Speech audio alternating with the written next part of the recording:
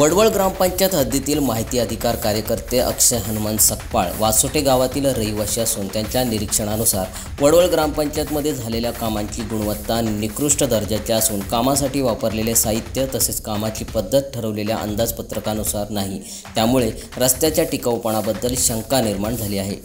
वडवळ ग्रामपंचायतीने केलेल्या विकास कामांबाबत अक्षय सकपाळ हे 2023 ऑगस्टपासून पाठपुरावा करत असून त्यांना दिलेल्या माहितीप्रमाणे संबंधित अधिकारी यांच्यावर कारवाई केली गेली नाही। तसेच या सर्व प्रकरणाची चौकशी विचारल्याच्या रागातून माहिती अधिकार कार्यकर्ते अक्षय सकपाळ यांच्यावर हल्ला देखील करण्यात आला होता।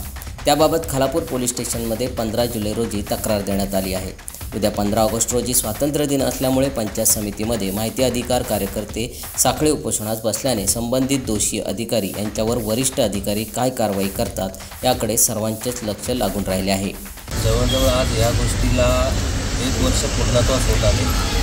अद्याप आम्ही जवळजवळ 20 ते 25 प्रत्येक गोष्टीच्या अनुषंगाने RTI केली, त्याचा पाठपुरावा केला, सगळ्या प्रकारची चौकशी केली, पण माननीय गटविकास अधिकारी, विस्तार अधिकारी, CO यांच्याकडून अद्याप कुठल्याच प्रकारची कारवाई केली जात नाही। वारंवार सरपंच, ग्रामसेवक यांची वारंवार पाठराखण केली जात आहे।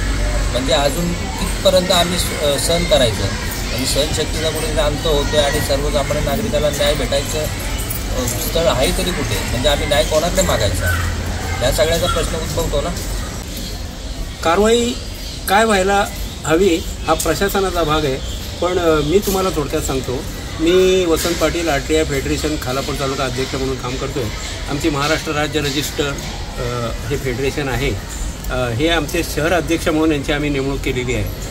गेली 1 वर्ष या गोष्टीचा ते पाठपुरावा करत आहेत। ग्रामपंचायतीचा भ्रष्ट कारभार, कंत्राटदारांची नेमणूक, कंत्राटदारांनी केलेली कामं, शिवाय कितीही खराब कामं असली तरी त्यांना हे लोक देत असलेला पाठिंबा, आणि आजचा विषय सर्वात गंभीर विषय हा आहे की जेव्हा आम्ही अतिशय संविधानिक मार्गाने, शिस्तप्रिय मार्गाने जेव्हा आंदोलनं करतो किंवा यांच्याकडे एखादी चौकशी करतो, तेव्हा यांचे निरोप कंत्राटदारांकडे जातात आणि कंत्राटदारांची माणसं आमच्या कार्यकर्त्यांवर आता भ्याड हल्ले करायला लागलेत।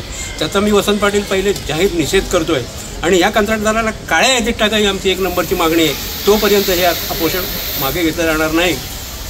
आणि बाकीचा आता आमचे खोपोली शहर अध्यक्ष अक्षय सकपाळ बोलले त्या सगळ्या गोष्टीला खंबीरपणे पाठिंबा देण्यासाठी मी अध्यक्ष स्वतः आणि आमचे सगळे कार्यकर्ते इथे उपस्थित आहेत। ह्या कंत्राटदाराला काळ्या यादीत टाकावाची आमची प्रमुख मागणी आहे।